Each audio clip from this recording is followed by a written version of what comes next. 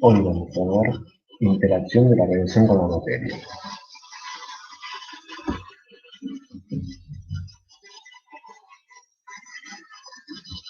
Todo nace en el siglo XVII, cuando los científicos se preguntaban sobre la naturaleza de la luz. Algunos decían que la luz estaba compuesta por partículas, como Newton, pero debido a algunos experimentos que se observaban, otros científicos, como Huygens, pensaban que la luz estaba compuesta de ondas.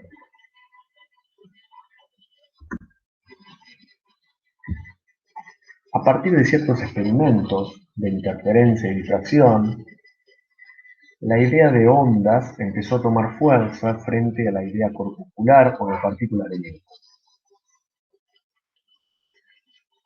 Esto terminó por afianzarse a través de la teoría de Maxwell, que explicaba la luz como una onda a partir de fenómenos electromagnéticos, con lo cual prácticamente no quedaban dudas de que la luz era una onda electromagnética.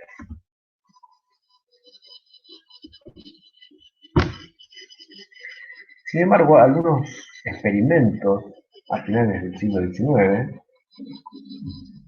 mostraron que la luz podía desprender electrones de un metal. Acá vemos cómo funciona una fotocélula, básicamente es una válvula de vacío, como los antiguos tubos de televisión, que al ser sometidos a una diferencia de potencial eléctrico mediante una batería, se podía observar que al incidir luz sobre una de las placas, que son el ánodo y el cátodo, se medía una corriente eléctrica, es decir, se estaban desprendiendo electrones.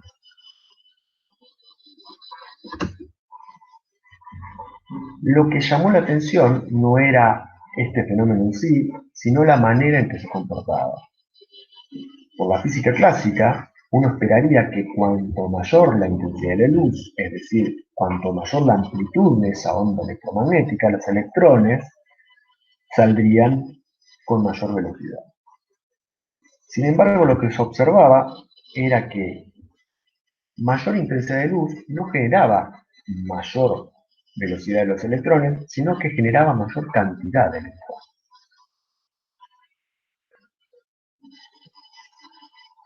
Esto no era entendible desde el punto de vista de la física clásica.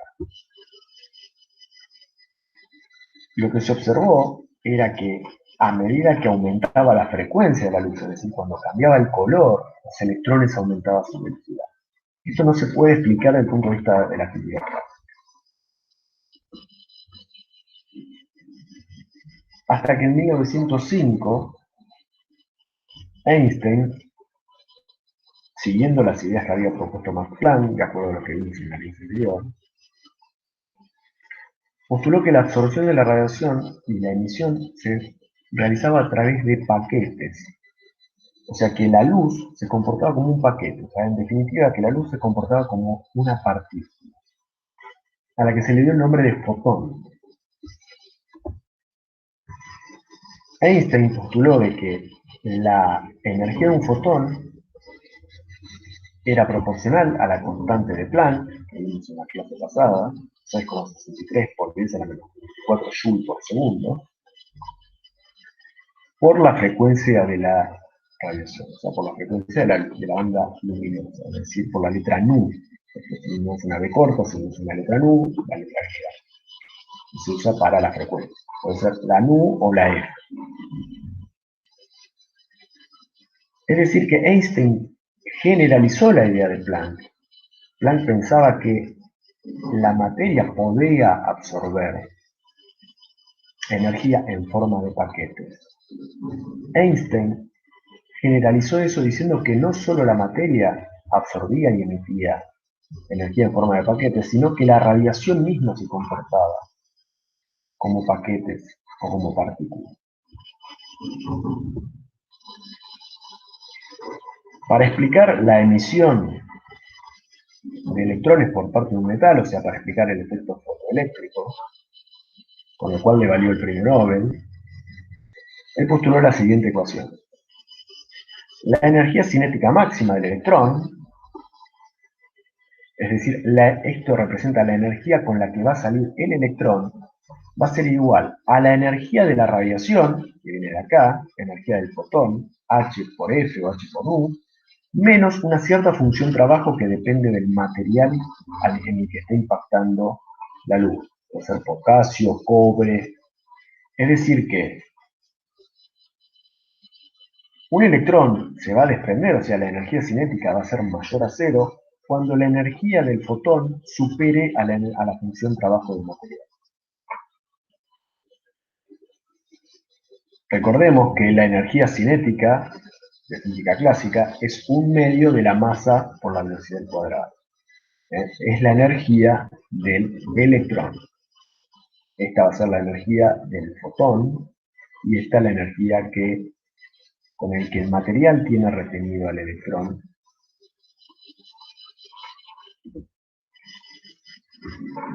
Si reemplazamos a la frecuencia por lo que es la velocidad de la luz sobre la longitud de onda, nos queda esta expresión para la energía cinética máxima con la que va a seguir expulsar un electrón.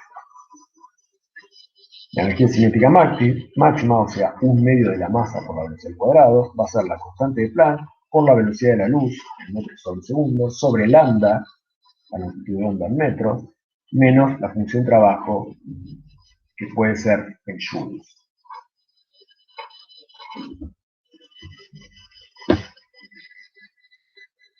Lo extraño de todo esto es que, más allá de demostrar que la luz se comporta como una onda, como una partícula, no deja de comportarse como una onda, lo cual es antiintuitivo,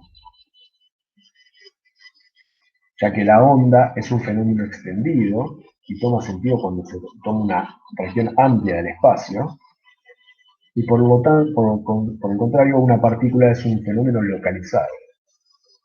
Sin embargo, la luz muestra esta dualidad, el poder comportarse como onda o como partícula dependiendo de las circunstancias. Es uno de los mayores misterios de la mecánica cuántica.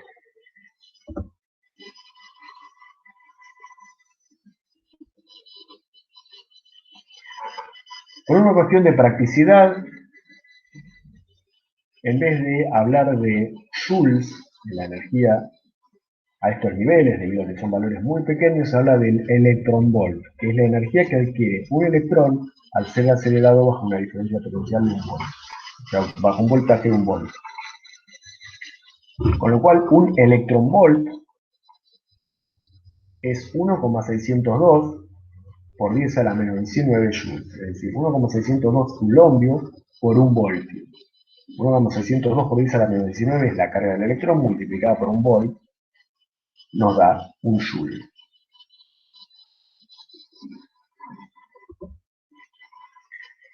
Supongamos tener un material como potasio, con una energía, o sea, con una función trabajo del material de 2,2 electronvolt.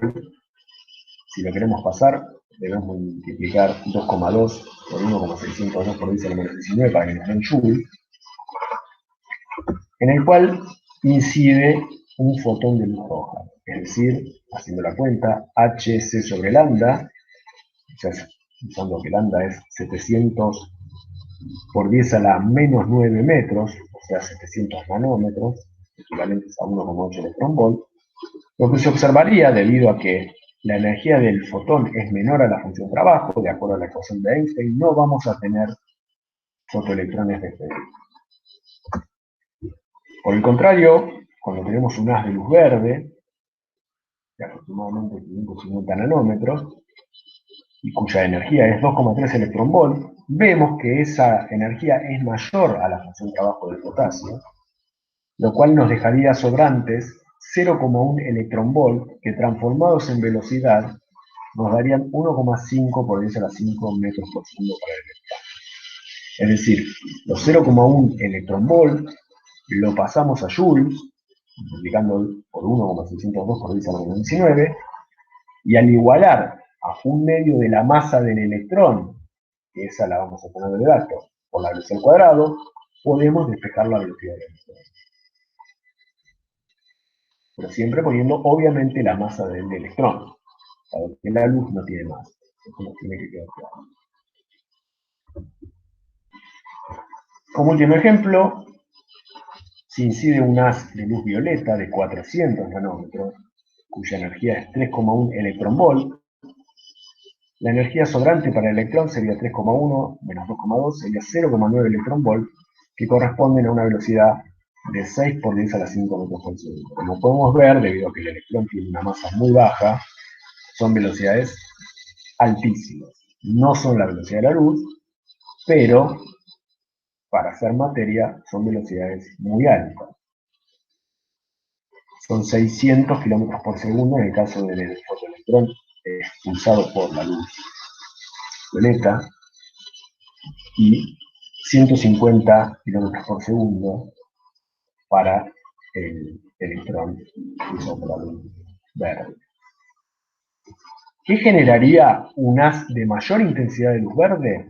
Bueno, generaría que los electrones salgan con la misma velocidad, pero en mayor cantidad.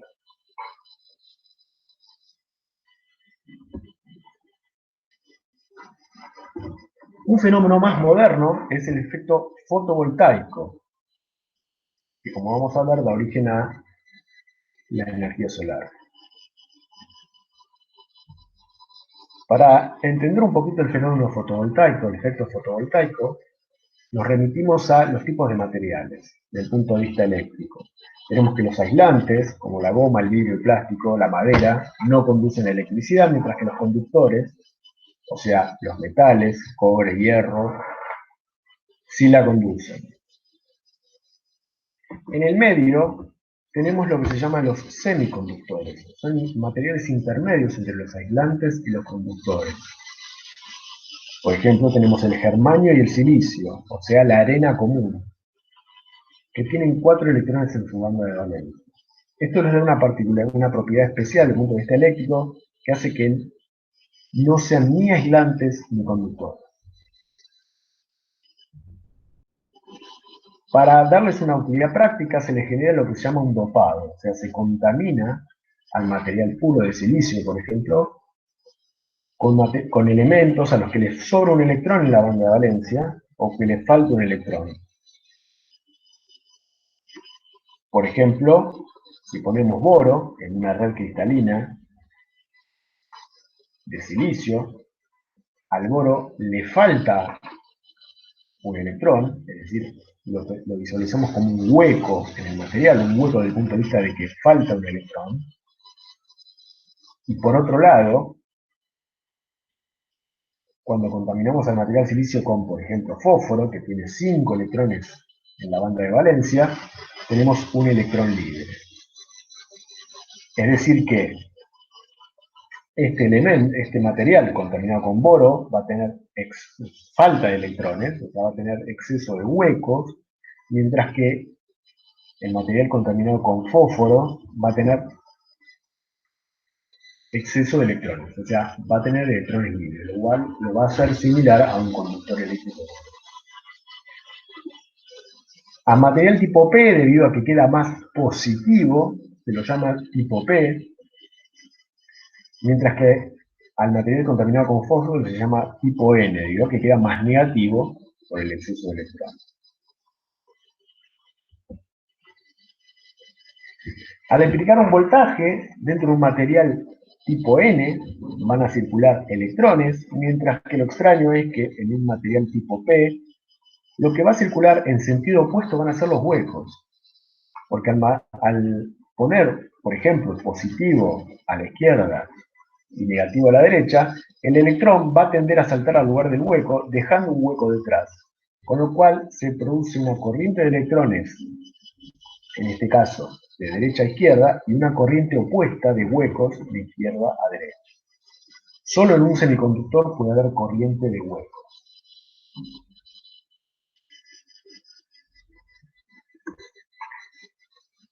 Combinando estos materiales tipo P y tipo N, se obtienen todos los dispositivos de los que se basa la electrónica moderna. La unión PN da origen al diodo. El diodo, al unir un material tipo P con un material tipo N, cuyo símbolo es este, la rayita indica el cátodo o el negativo, y el triangulito el ánodo. Este es el componente electrónico, si uno lo compra en una casa de electrónica, donde la banda plateada indica el cátodo. Es la válvula electrónica, es decir, este dispositivo permite el paso de la corriente solamente en una dirección y no en la contraria. En el libro pueden encontrar detalles sobre cómo funciona este mecanismo combinando los electrones y los huecos en lo que se llama la juntura, donde se une el material P con el material E.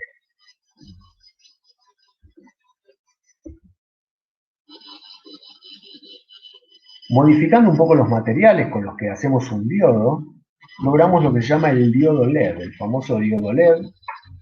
De allí vienen las luces electrónicas de computadoras, celulares, las pantallas LED de los televisores, donde el LED viene del Light Emitting Diode, o sea, diodo emisor de luz.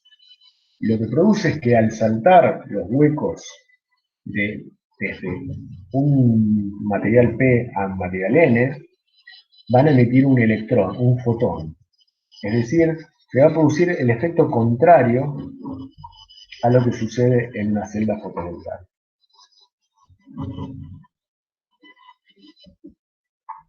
Combinando tres sustratos, NPN o PNP, obtenemos lo que se llama el transistor. De los antiguos radiotransistores, pero el transistor es la base de todos los componentes electrónicos, computadoras. Básicamente actúa de amplificador o interruptor electrónico, de acuerdo a cómo se lo configure. Tiene tres terminales, el colector, base y emisor, y básicamente funciona de la siguiente manera. La corriente que pasa entre el colector y el emisor es controlada por la corriente de la base y amplificada. Es decir, si en la base, la corriente que va desde la base al emisor, que es como, funciona como un diodo, es de 1 miliamper, el transistor puede amplificar esa corriente siendo quizás hasta 100 veces mayor, es decir, 100 miliamperes. Y siempre va a ser aproximadamente de forma proporcional. Es decir, que incrementando la corriente de base, vamos a tener una corriente igual amplificada en el colector, entre el colector y el emisor, lo cual convierte al transistor en un amplificador. Por ejemplo, podríamos meter la corriente que produce un micrófono para amplificarla y mandarla a un parlante de electrónica adicional y producir un amplificador electrónico. Trabajando al transistor en lo que se llama corte y saturación, vamos a obtener que el transistor se comporta como una llave electrónica, lo que va a producir los famosos ceros y unos de la computadora.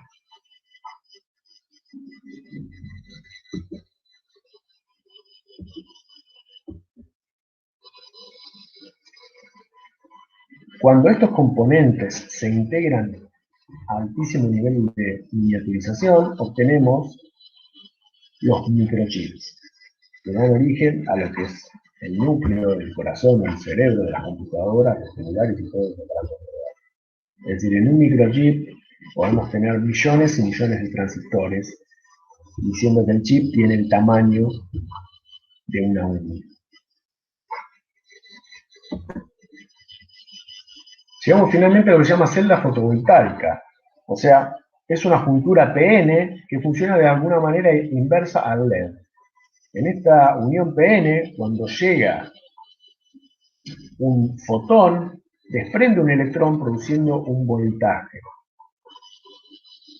Es decir, los fotones inciden en la juntura generando pares electrón hueco, lo cual genera una diferencia de potencial, es decir, convierte a la luz en energía eléctrica. Acá vemos un esquema de cómo es una celda fotovoltaica, donde hay muchos diodos en paralelo.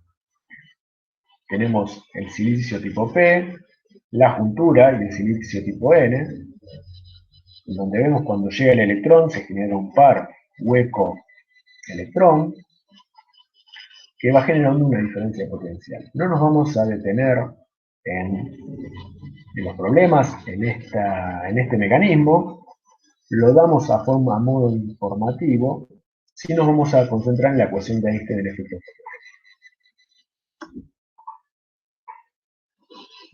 En definitiva, armando grandes áreas de paneles fotovoltaicos, obtenemos parques solares de este tipo, que se usan para generar energía a través del sol. Estos tipos de paneles están muy desarrollados, por ejemplo, en países como España o como Israel.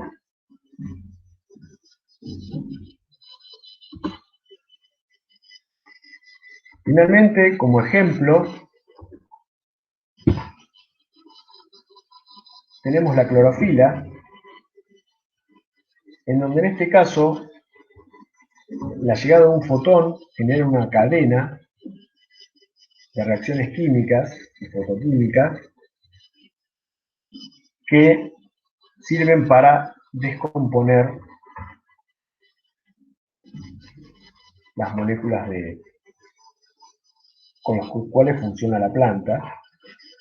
Solamente con esto nos vamos a detener en entender de que la hoja de la planta funciona a manera de panel solar natural.